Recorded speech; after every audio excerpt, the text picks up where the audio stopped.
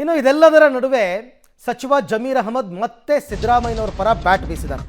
CM Siddaramaiah ಬೆಂಕಿ ಇದ್ದಂತೆ ಮುಟ್ಟೋದಕ್ಕಾಗಲ್ಲ, ಮುಟ್ಟಿದ್ರೆ ಭಸ್ಮ ಆಗ್ಬಿಡ್ತಾರೆ ಅಂತ ಬಳ್ಳಾರಿಯಲ್ಲಿ ಸಚಿವ ಜಮೀರ್ ಅಹಮದ್ ಅವರು ಬೆಂಕಿ ಮಾತನ್ನು ಆಡಿದ್ದಾರೆ. ಕೆಪಿಸಿಸಿ ಅಧ್ಯಕ್ಷರಾಗಿ ಡಿ.ಕೆ. ಶಿವಕುಮಾರ್ ಇದ್ದಾರೆ, ಸಿಎಂ ಸ್ಥಾನದಲ್ಲಿ ಸಿದ್ದರಾಮಯ್ಯ ಇದ್ದಾರೆ. ಸಿಎಂ ಸಿದ್ದರಾಮಯ್ಯ ಕುರ್ಚಿ ಮುಟ್ಟೋದಕ್ಕೆ ಸಾಧ್ಯ ಏನ್ರಿ? ಅವ್ರು ಬೆಂಕಿ ಇದ್ದಂತೆ, ನಾವು ಅವ್ರನ್ನ ಟಗರು ಅಂತೀವಿ. ಎಲ್ಲ ಸಮಾಜಕ್ಕೂ ಸಿಎಂ ಆಗಬೇಕು ಅಂತ ಆಸೆ ಇರುತ್ತೆ, ಆದರೆ ಕುರ್ಚಿ ಖಾಲಿ ಇದ್ದರೆ ತಾನೇ ಚರ್ಚೆ ಮಾಡಬೇಕು ಅಂತ ಒಂದಷ್ಟು ಅವ್ರ ಪರವಾಗಿ ಮಾತನಾಡಿದ್ದಾರೆ.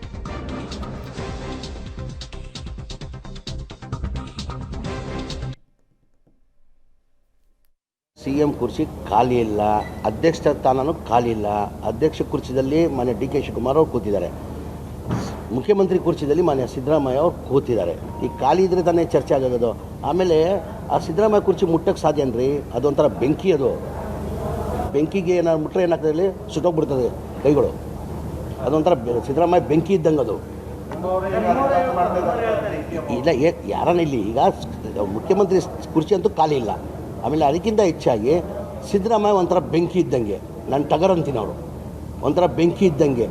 ಆ ಬೆಂಕಿಗೆ ಯಾರನ್ನ ಮುಟ್ಟಕ್ಕೆ ಸಾಧ್ಯನಾ? ಮುಟ್ಟರೆ ಏನಾಗ್ತದೆ ಹೇಳಿ? ಬರ್ನ್ ಆಗ್ತದೆ. ಹಾಗಾಗಿ ಸಾಧ್ಯನೇ ಇಲ್ಲ.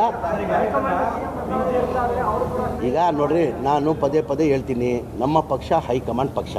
ಈಗ ಆಲ್ರೆಡಿ ಮುಖ್ಯಮಂತ್ರಿ ಕುರ್ಚಿಯಲ್ಲಿ ಮಾನ್ಯ ಸಿದ್ದರಾಮಯ್ಯ ಅವರು ಕೂತಿದ್ದಾರೆ, ಅಧ್ಯಕ್ಷ ಕುರ್ಚಿಯಲ್ಲಿ ಮಾನ್ಯ ಡಿ.ಕೆ. ಶಿವಕುಮಾರ್ ಅವರು ಕೂತಿದ್ದಾರೆ.